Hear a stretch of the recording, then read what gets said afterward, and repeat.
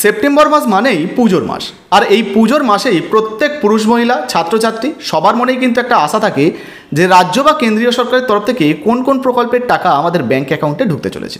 তো আজকে দেরি না করে চলুন এক এক করে আপনাদেরকে জানিয়ে দিই এই সেপ্টেম্বর মাসে আপনারা কোন কোন প্রকল্পের টাকা আপনাদের ব্যাঙ্ক অ্যাকাউন্টে পেতে পারেন। তো প্রথমেই যে প্রকল্পের বিষয়ে আপনাদেরকে জানাবো সেই প্রকল্পটির নাম হচ্ছে প্রতিবন্ধী ভাতা।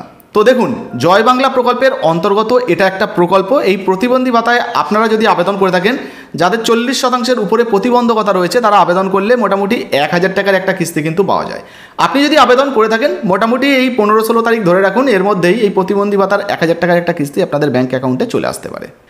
এর পরের যে প্রকল্পের বিষয়ে জানাবো সেটা হচ্ছে লোকপ্রসার প্রকল্প। দেখুন, পুজোর আগেই কিন্তু এই লোকপ্রসার প্রকল্পেরও 1000 টাকা আপনার ব্যাঙ্ক অ্যাকাউন্টে ঢুকবে। আপনি যদি বাউল, কীর্তন, কবিয়াল, সিনেমা, গান বাজনা, তাঁত শিল্প এই সমস্ত শিল্পের সঙ্গে যুক্ত থাকেন তাহলে আপনারও ব্যাঙ্ক অ্যাকাউন্টে কিন্তু এই 1000 টাকা ঢুকে যাবে। মোটামুটি পুজোর আগেই আপনারা পেয়ে যাবেন।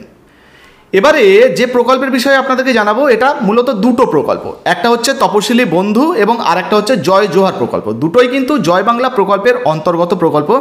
এই প্রকল্পে যদি আপনি আবেদন করেন 1000 টাকা করে কিন্তু আপনারা ভাতা পাবেন। তো যাদের মূলত ধরুন বার্ধক্য ভাতার জন্য যারা আবেদন করেছেন আর কি 60 বছরের উপরে বয়স হয়ে গেছে, তারা এই প্রকল্পে আবেদন করলে তপশিলি সম্প্রদায় আর তপশিলি উপজাতি সম্প্রদায় তাদেরকে 1000 টাকা করে কিস্তি দেওয়া হয়। মোটামুটি 12 থেকে 14 তারিখের মধ্যে সর্বোচ্চ এই প্রকল্পের টাকাও আপনাদের ব্যাঙ্ক অ্যাকাউন্টে চলে আসতে পারে। এই সেপ্টেম্বর মাসেই কিন্তু আপনারা টাকা পাবেন। এবার যে প্রকল্পের বিষয়ে আপনাদেরকে জানাচ্ছি এটা বেকার ছেলে মেয়েদের জন্য। তো বেকার ছেলে মেয়েদের জন্য বেকার ভাতার যে প্রকল্পটা রয়েছে যেটাকে আমরা যুবশ্রী প্রকল্প বা উৎসাহ ভাতা হিসাবে জানি, তো এই যুবশ্রী প্রকল্পের 1500 টাকা আপনাদের ব্যাঙ্ক অ্যাকাউন্টে কিন্তু শীঘ্রই আসতে চলেছে। তো মোটামুটি 18 থেকে 20 তারিখের মধ্যে আশা করা হচ্ছে এই প্রকল্পের টাকাও আসতে পারে। দেখুন, ডেট কিন্তু আগের ভিডিওতে যেমন বলছিলাম ডেট কিন্তু 2-1 দিন আগে পরে হতে পারে। মোটামুটি আপনারা পুজোর মাসে টাকা পেয়ে যাবেন, এটা একটা বড় সম্ভাবনা রয়েছে। এই প্রকল্পগুলো কিন্তু প্রত্যেক মাসেই টাকা দেওয়া হয়, সেই জন্যই কিন্তু আপনাদেরকে জানাচ্ছি। এরপরে যে প্রকল্পের বিষয়ে আপনাদেরকে জানাবো সেটা বাংলার সবথেকে জনপ্রিয় প্রকল্প লক্ষ্মীর ভাণ্ডার। এটা কিন্তু মহিলাদের জন্য। আপনাদেরকে জানিয়ে রাখি এই প্রকল্পে যদি আপনি আবেদন করেন, আপনি যদি এসসি বা এসটি হন তাহলে 1200 টাকা পাবেন, আর যদি আপনি জেনারেল হন তাহলে 1000 টাকা আপনার ব্যাঙ্ক অ্যাকাউন্টে ঢুকবে। আর মোটামুটি 10 থেকে 12 তারিখের মধ্যে আশা করা যাচ্ছে এই প্রকল্পের টাকা আপনাদের ব্যাঙ্ক অ্যাকাউন্টে চলে আসতে পারে। অনেক নতুন মহিলারা আবেদন করেছেন, তারা জানতে চাইছিলেন যে লক্ষ্মী ভাণ্ডার প্রকল্পের টাকা আমরা কবে পাবো বা পাবো কিনা পুজোর মাসে। দেখুন, লক্ষ্মী ভাণ্ডার প্রকল্পের টাকা আপনি পাবেন কিনা এই নিয়ে কিন্তু আমাদের ভিডিও একটা বানানো রয়েছে, ডেসক্রিপশন বক্সে লিঙ্ক দিয়ে রেখেছি, ওটা দেখলে আপনারা বিস্তারিত বুঝতে পারবেন। যাই হোক, মোটামুটি কিন্তু 10 থেকে 12 বা 14 তারিখের মধ্যে আপনারা লক্ষ্মী ভাণ্ডার প্রকল্পের টাকা আপনাদের ব্যাঙ্ক অ্যাকাউন্টে পেয়ে যেতে পারেন। এবার যে প্রকল্পের বিষয়ে আপনাদেরকে জানাচ্ছি সেটা চাষি ভাইদের জন্য কৃষক বন্ধু প্রকল্প। আগের মাসের মোটামুটি ধরুন জুলাই মাসের 29 তারিখের পর থেকে কিন্তু টাকা দেওয়া শুরু হয়েছিল, তবে 29 তারিখে সবাই টাকা পাননি। কেউ 1 তারিখ পেয়েছেন, কেউ 2 তারিখ পেয়েছেন, কেউ 5 তারিখ 6 তারিখে টাকা পেয়েছেন।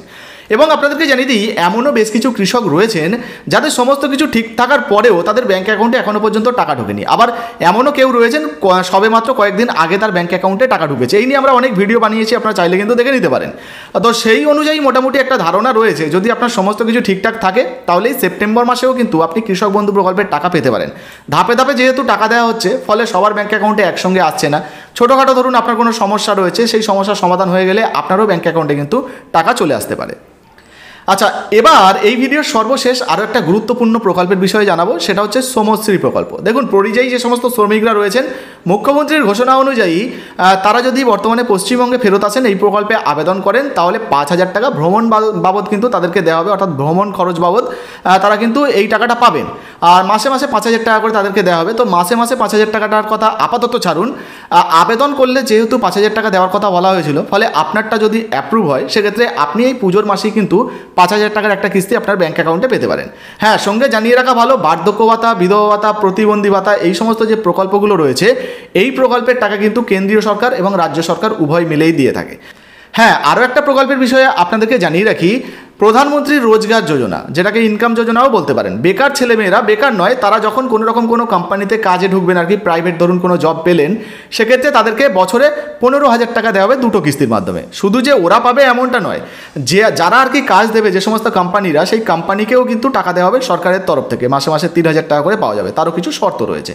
তবে বেকার ছেলেমেয়েরা যদি কেউ নতুন কোনো প্রাইভেট কোম্পানিতে চাকরি করেন সেক্ষেত্রে তাদেরকে 6 মাস কাজ করলে, তারা 6 মাস কাজ করলে 6 মাসের মাথায় তাদের ব্যাঙ্ক অ্যাকাউন্টে একটা কিস্তির টাকা পাওয়া যাবে এবং বাকি 6 মাস পরে অর্থাৎ 1 বছরের মাথায় আরও একটা কিস্তি। এইভাবে দুটো কিস্তিতে মোট 15000 টাকা তাদের ব্যাঙ্ক অ্যাকাউন্টে কিন্তু আসবে।